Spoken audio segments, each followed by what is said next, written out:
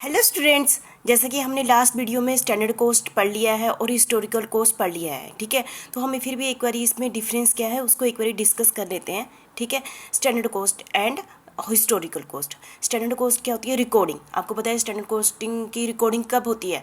जब कोई इवेंट होना है उससे पहले हो जाती है। रिकॉर्डिंग कब हो जाती है? होने से पहले। और हिस्टोरिकल कॉस्ट की रिकॉर्डिंग कब होती है? जब ये कॉस्ट हो जाती है उसके बाद में होती है। ठीक है, तो standard cost is determined and record before the actual performance. कब? जब एक्चुअल परफॉर्मेंस होने नहीं, जैसे 5 महीने का ही हमने कॉस्ट निकालनी है, बनाना है कितना खर्चा हो गया, तो हम स्टैंडर्ड कॉस्टिंग की रिकॉर्डिंग कब करते हैं? जनवरी तक कर लेते हैं, पहले कर लेते हैं। लेकिन historical cost is related to the past transaction, मतलब कि जब फैम की सारी ट्रांजेक्शन हो जाएगी उसके बाद उसकी रिकॉर्डिंग करते हैं। The financial transaction are recorded after the actual performance, क्योंकि फैम में एक्चुअल परफॉर्मेंस होगी ना, उसके बाद रिकॉर्डिंग होगी। किस केस में? हिस्टोरिकल कॉस्ट में। ठीक है, दूसरा है हमारा हाई डिग्री ऑफ एफिशिएंसी। किसकी ज़्यादा डिग्री ऑफ हाई एफिशिएंसी है? Standard cost is an ideal cost. इसको ना हमने प्री डिसाइड करते हैं, बहुत सारे टूल्स, बहुत सारी टेक्निक यूज़ करके, मार्केट सर्वे करके, बहुत सारी चीज़ें डिस्कस करके, या फिर हम कहते हैं एक्सपर्ट की सलाह लेने के बाद हम स्टैंडर्ड कॉस्ट निर्धारित करते हैं हर चीज़ की, चाहे मटेरियल की या लेबर की, सब कुछ ना। इसलिए हम इसको कहते हैं ये कौन सी कॉस्ट है? आइडल कॉस्ट है। Which can be attend under normal condition. ये हम डिसाइड करते हैं कि जब बिजनेस की ये नॉर्मल कंडीशनें होंगी, ठीक है, फैम महीने में, तो इतनी कॉस्ट होगी। ठीक है, but historical cost is actual cost, क्योंकि ये एक्चुअल होती है, जो फैम महीने में हो जाएगी फिर हम उसको रिकॉर्ड करेंगे। एक्चुअल कॉस्ट है, रियल कॉस्ट होती है। It is related to past, क्योंकि फैम महीने के बाद हम इसकी रिकॉर्डिंग करेंगे, क्योंकि फैम महीने के अंदर जितने भी खर्चे होंगे उसको लिख लेंगे। On the other hand standard cost is a predetermined cost related to future. ठीक है, ये डेफिनेशन से ही क्लियर है ना। तो थर्ड है हमारा इवेल्यूशन ऑफ एफिशिएंसी।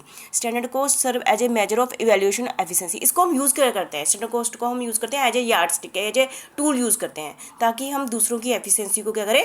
मेजर करके करें। जो उसकी एक्चुअल कॉस्ट होगी, है ना, और स्टैंडर्ड कॉस्ट के साथ हम उसकी क्या करते हैं? कंपेयर करते हैं। तो कंपेयर करने के लिए कोई चीज़ चाहिए ना, तो कंपेयर करने के लिए क्या है हमारे पास? स्टैंडर्ड कॉस्ट है। तो उससे पता चलता है कि दूसरे की एफिशिएंसी कैसी है।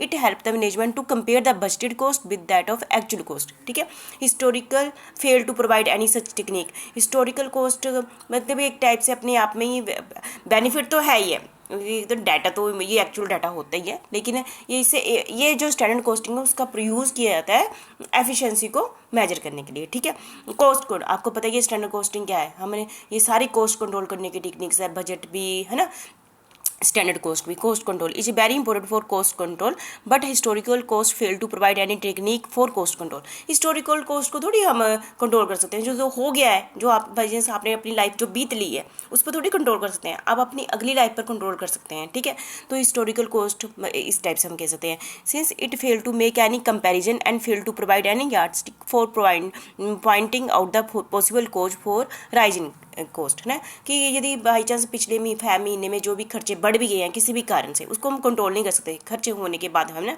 Standard cost can be used as a yardstick for pointing out the centre of responsibility through the analysis of variance, क्योंकि स्टैंडर्ड कॉस्ट में हम एक्चुअल कॉस्ट के साथ कंपेयर करते हैं, तो जो भी वेरिएशन आती है तो एक टाइप से यार्डस्टिक का काम करती है। ठीक है, कॉस्ट को कंट्रोल करने में स्टैंडर्ड कॉस्टिंग क्या करती है? हेल्प करती है। Planning and control. Historical cost has its own value. Historical cost की अपनी खुद की तो वैल्यू है ही, है ना, carries historical significance.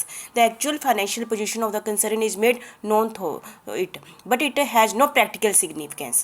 It is not helpful to management for planning for various purpose and control. ठीक है, but standard costing is considered to be an effective managerial tool of cost control and planning. मतलब कि control और planning करने के लिए standard costing का बहुत ही ज़्यादा रोल है। फिर भी हम शॉर्टकट में फिर से एक बार पॉइंट से सारी को डिस्कस कर लेते हैं।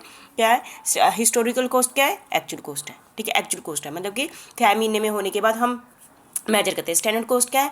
प्री डिटरमिन्ड कॉस्ट है, पहले डिसाइड की गई है। ठीक है, और it is only inform the total cost of the product और सर्विस।